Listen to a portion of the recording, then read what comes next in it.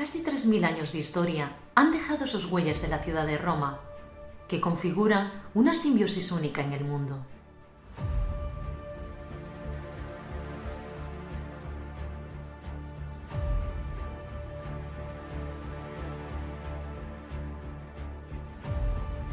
A lo largo de los siglos, tanto los emperadores romanos como los papas, reyes y algunas otras familias aristocráticas han estampado su sello personal en la ciudad eterna.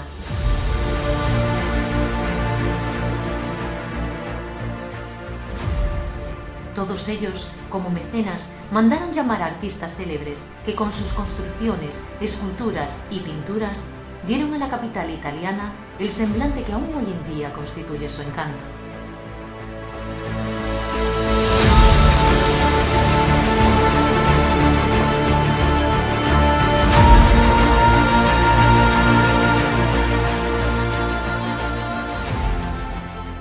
Una y otra vez en el transcurso de su larga historia, Roma ha sido el motor político y cultural que ha impulsado la historia de la cultura europea.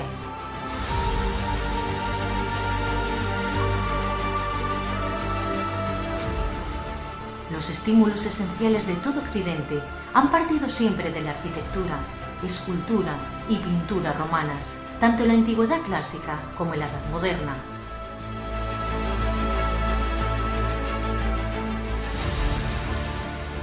Es la ciudad con la más alta concentración de bienes históricos y arquitectónicos del mundo, la máxima expresión del patrimonio histórico, artístico y cultural del mundo occidental.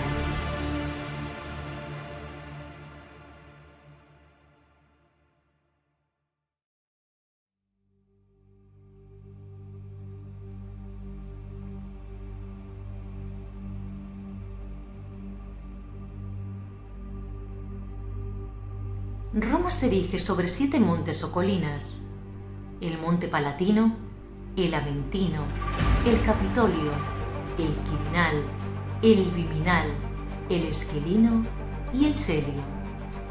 Todos ellos situados al este del río Tíber.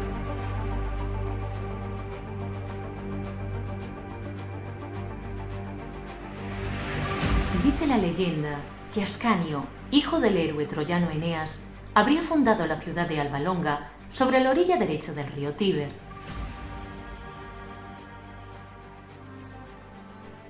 En esta ciudad latina reinaron muchos de sus descendientes, entre ellos Nomitor y su hermano Amulio. Este último destronó a Nomitor y, para que no pudiese tener descendencia que le disputase el trono, condenó a su hija Rea Silvia a ser sacerdotisa de la diosa Vesta para que permaneciese virgen. A pesar de ello, Marte, el dios de la guerra, engendró en Rea Silvia a los gemelos Rómulo y Remo. Cuando estos nacieron, y para salvarlos de la amenaza del rey Amulio, fueron arrojados al Tíber dentro de una canasta que encalló en la zona de las 7 colinas.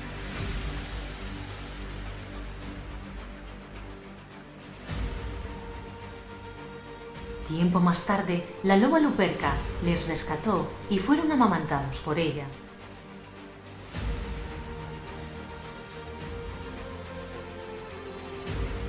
El nombre de aquella loba proviene de la cueva donde el animal habitaba, el Lupercal.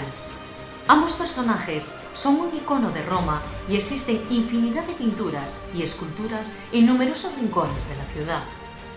La más famosa de ellas se expone en una de las estancias de los museos capitolinos.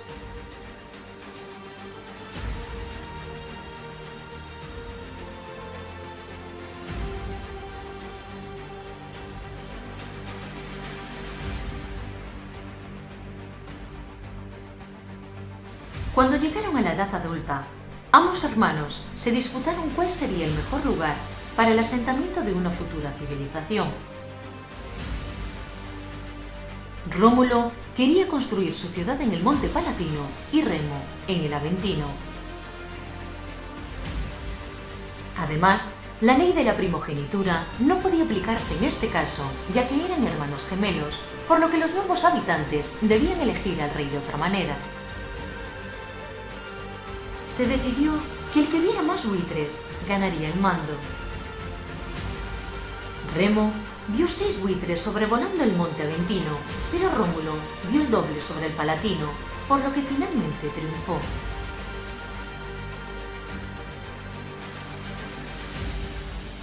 Por esa misma razón, se empezó a edificar la nueva población sobre la colina palatina.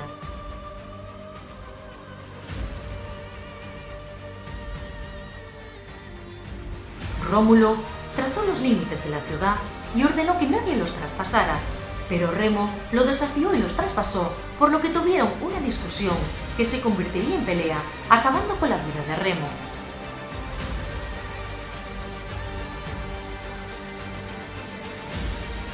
Al final, sería solo Rómulo quien la fundaría, convirtiéndose en su primer rey. Fue entonces cuando el 21 de abril del año 753 a.C. se funda la Ciudad Eterna.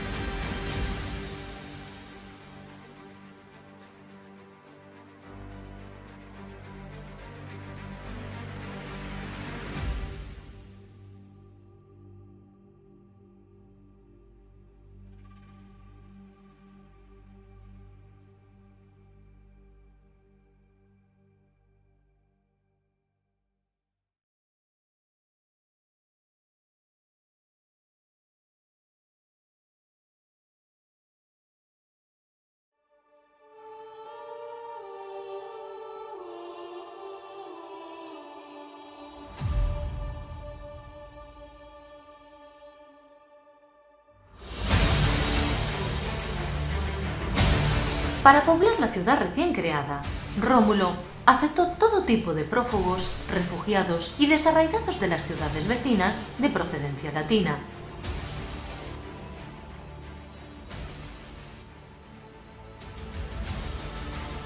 La colonia estaba formada íntegramente por varones, pero para construir una ciudad se necesitaban también mujeres.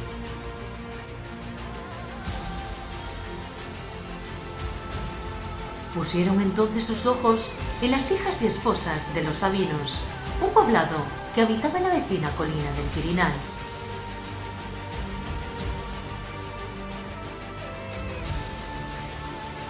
Para hacerse con ellas, los latinos organizaron una gran fiesta con carreras de carros y banquetes, y cuando los sabinos se encontraban vencidos por los vapores del vino, raptaron a sus mujeres. Al regresar a sus casas y descubrir el engaño, los sabinos declararon de inmediato la guerra a los latinos. En un momento del combate, las sabinas se interpusieron entre los contendientes, abrazándose a sus maridos y familiares para suplicarles que detuvieran la pelea. Pues si vencían los sabinos, ellas perderían a sus maridos, y si vencían los latinos, tendrían que llorar la muerte de padres y hermanos. De modo que los contrincantes depusieron las armas y firmaron la paz.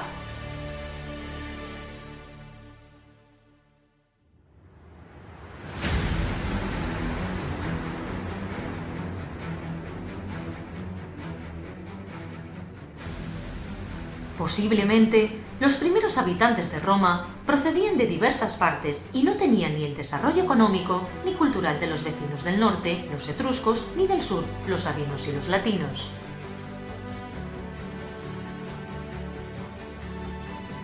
A los pies del monte Palatino, los arqueólogos encontraron los restos de un primitivo poblado del siglo VIII a.C.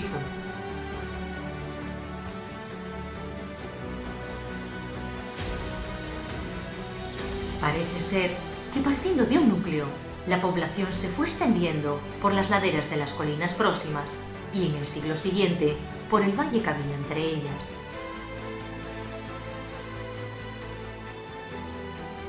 Fundado en el siglo III a.C., el Foro Romano está situado entre las colinas del Palatino y el Capitolio, un lugar estrechamente vinculado al origen de Roma.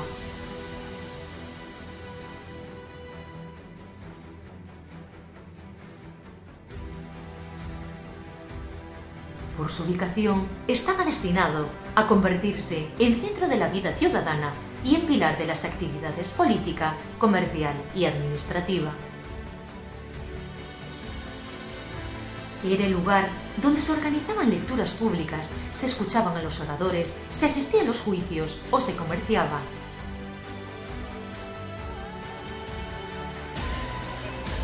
Además de los grandiosos espacios del Coliseo y el Circo Máximo, el Foro Romano era el lugar preferido para los encuentros cívicos, entre políticos, hombres de negocios, gobernantes y pueblo llano, curiosos y oportunistas, viajeros o esclavos.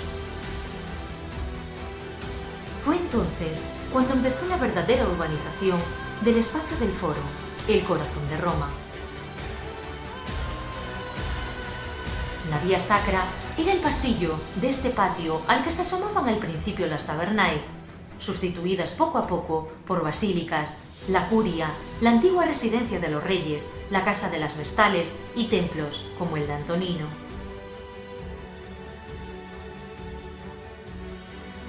El triunfo de Septimio Severo se convirtió en un grandioso arco. Justo antes de iniciar la subida hacia el Capitolio, el arco de Tito, en el otro extremo, y próximo al Coliseo, el arco de Constantino. Todos ellos forman una guirnalda conmemorativa. Una puerta imaginaria y un espacio para celebrar el paso triunfante de los que en nombre del Imperio Romano volvían a la ciudad de las campañas bélicas con victorias y riquezas.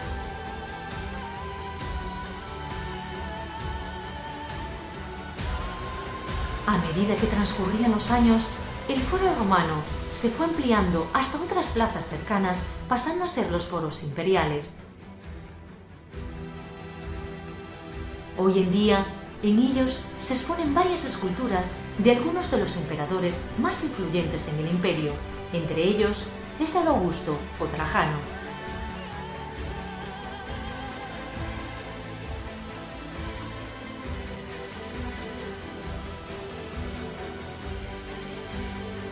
Próximo al Foro Romano y erigido en pleno monte Capitolio, justo en la Piazza Venezia, se encuentra el Monumento Nacional a Víctor Manuel II, también conocido como Altar de la Patria o simplemente Il Vittoriano.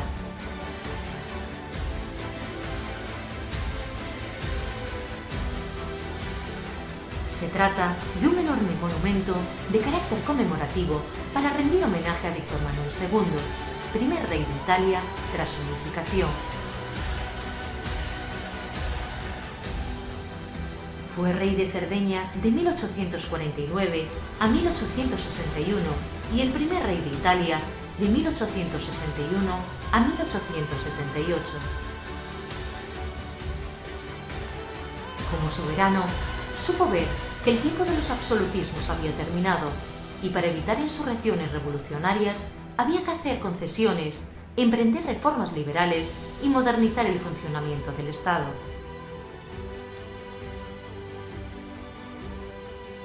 El colosal monumento de 135 metros de anchura y 70 metros de altura está compuesto por decenas de majestuosas columnas corintias e interminables escaleras, todo ello realizado en mármol blanco. Una escultura ecuestre de Víctor Manuel, realizada en bronce, preside el conjunto, además de varias esculturas alegóricas, entre ellas dos cuadrigas guiadas por la diosa Victoria que corona el pórtico de 16 columnas.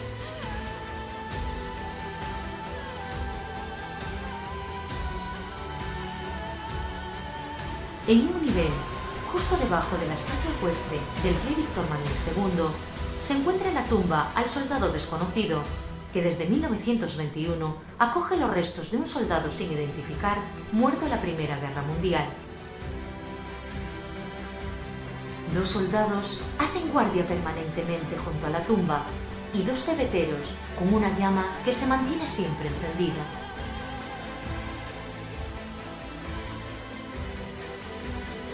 Este edificio fue diseñado en 1885 e inaugurado en 1911.